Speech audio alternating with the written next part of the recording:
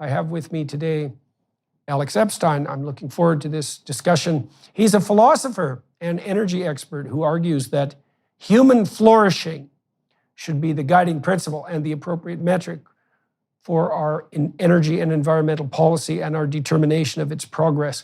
He's the author of the new book, Fossil Future.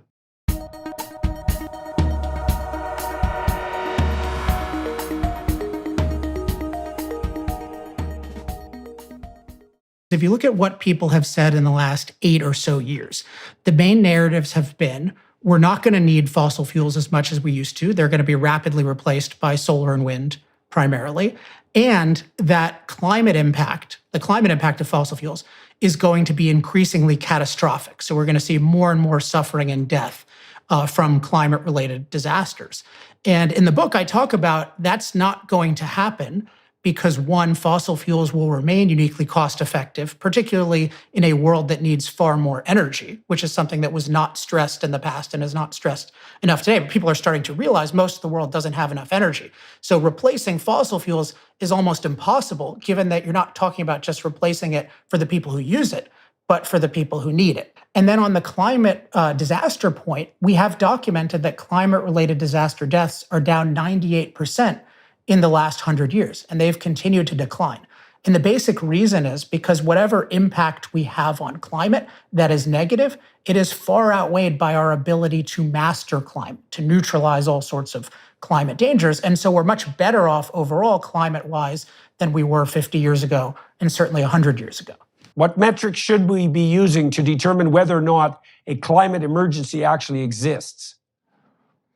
Well, I definitely think we should be using a human flourishing metric, but in a broad sense. So the climate disaster deaths are not the only aspect of that, but they're a very important aspect. We can also see that damages are flat or down. We can see that life overall is much better. And actually our ability to preserve the most valuable parts of nature is better. Generally, when you're not dependent on the land and dependent on wood, dependent on your local environment for your fuel, and you're wealthy, you can be much better at preserving the parts of nature that you want to preserve. If you look at places in Africa and Asia, and even now Europe, because they're now energy poor, like cutting down their forests, it's because they don't have better sources of fuel.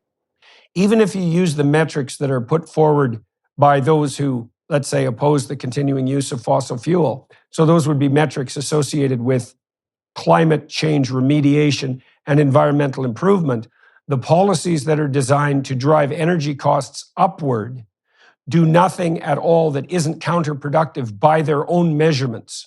As you make people wealthier, so as you remove them from absolute poverty, their ability and willingness to attend to longer-term environmental issues starts to increase rather than decreasing. And so this has struck me I've known this for at least 10 years, that the best pathway forward to a truly sustainable planet, even by the definitions of the environmentalists themselves, is to drive energy costs downward to the point where we can remediate absolute poverty so that people aren't driven to use up damaging and polluting immediately available bioresources instead of turning to more efficient sources of energy. If you take the quote environmentalists as having a kind of pro-human interest in nature and pro-human interest in lack of pollution, this is true. But my belief is that the core of it is the belief that human impact is inherently bad.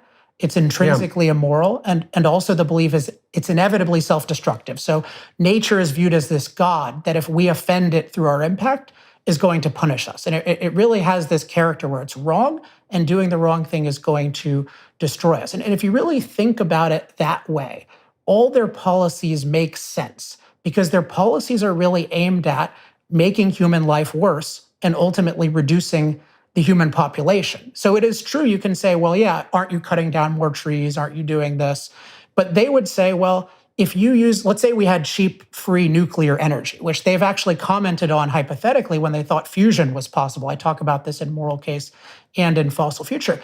The leading environmentalists said this would be the worst thing ever. A totally clean, cheap, abundant source of energy would be the worst thing ever because of what we would do with it. And one of the leaders called it like giving an idiot child a machine gun.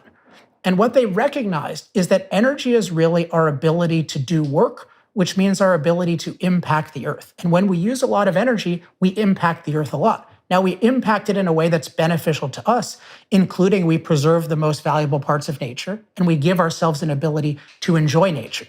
Nevertheless, it is a very humanized earth, and to the anti-human environmental movement, that is offensive. So that movement is not about a clean environment for us or for us to be able to contemplate polar bears or go on safaris or any of this. It's about a dehumanized earth. It's the belief that we are uniquely bad and we need to get eliminated. I mean, China is building coal-fired plants at a rate that's so rapid that everything the West is doing on the climate amelioration front is absolutely irrelevant. And as the UK in the last week has already pledged to double its coal imports, and Germany has had to turn to its coal-fired plants to provide backup power because wind and solar has proved not only hyper expensive, but so unreliable. This is not a scientific movement. And part of it not being a scientific movement is it doesn't really have a long-term strategy for achieving its anti-human goals. It's much more, it has a lot of ritual in it. There's a lot of just hostility toward anything that has impact. And you just oppose that. And then you assume things are going to get better. And so people didn't think through what's going to happen when you make energy more expensive, what's going to happen to the forest. They didn't think that through at all. Or when you oppose nuclear, what are you going to use in its stead? Or when you make energy expensive, what's going to happen in terms of riots? It's not at all thought through. And I think this might be a lesson for us to have when we contemplate these so-called plans for net zero. This is a movement that's very much, it has this hostility toward human impact. It opposes it wherever it sees it. And it has a quality of nihilism to it. And it's not thinking through either a dehumanized earth or a human-friendly earth. It's sort of going after anything that has impact. But my argument is we need to switch our hostility toward impact. This view that human impact is bad needs to be challenged. Human impact is good if it makes the earth a better place for human flourishing. One of the things that's really struck me as incomprehensible over the last few years is that, especially on the left, is that you have these joint claims being put forward simultaneously on the left. And one is that we're radically pro-environmental, and we're also the philosophical doctrine that is standing up for the poor and oppressed. And I think, okay, well, what happens when those two things are pitted against each other? And when are they pitted? Well, they're pitted when it comes to discussions about cheap energy, because it's clearly the case, and you outline this in your book quite nicely, that the most effective way of remediating absolute poverty, so lifting people out of the privation that's associated at least with lack of education, but also with starvation itself, is to provide them with cheap energy. Because as you pointed out, there's no difference between energy and work, and there's no difference between work and productivity. There's no difference between productivity and the eradication of poverty. And so we are pursuing these expensive energy policies, and hypothetically, we're supposed to benefit the planet, although we're not, but we are definitely dooming people who are already poor to a much more truncated horizon of opportunity and to absolute privation and starvation in many cases. Yes, I think there are at least two really interesting issues raised here. So this tension between the alleged concern for poverty and then the quote concern for the environment. And then this question of how this bizarre view evolved, because this was not the view of our environment and our impact 100 years ago. And interestingly, it's not the view of our environment that anyone who lives near nature has. People who live in nature don't worship nature as this superior God that can't be impacted. And I think it's my own understanding of the history, and I really enjoy, there's a book by Ayn Rand called The New Left, The Anti-Industrial Revolution. And it was written at the time that this was happening. And one of the analyses is basically there's a transition between the old left and the new left, where the old left claimed to be for industry, for productivity, for prosperity.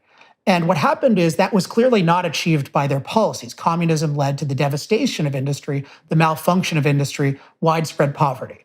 And Rand said, well, the left basically had a choice.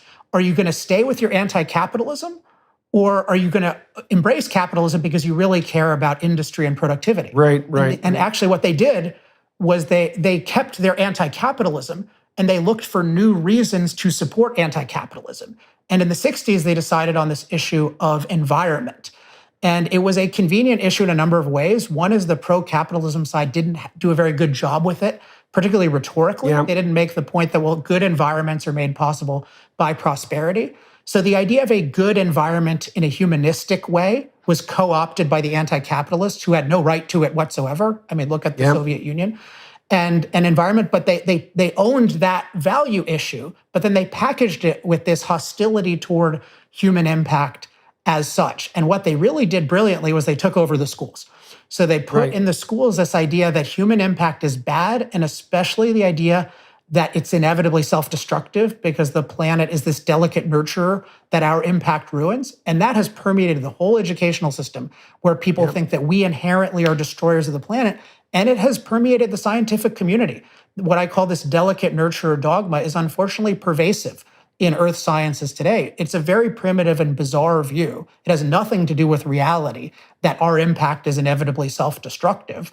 Actually, our impact has made the earth much better overall, including safer from climate. But nevertheless, I think it's really, there was initially a real political motivation to spread this, but now we have this irrationalist philosophy that has a mind of its own.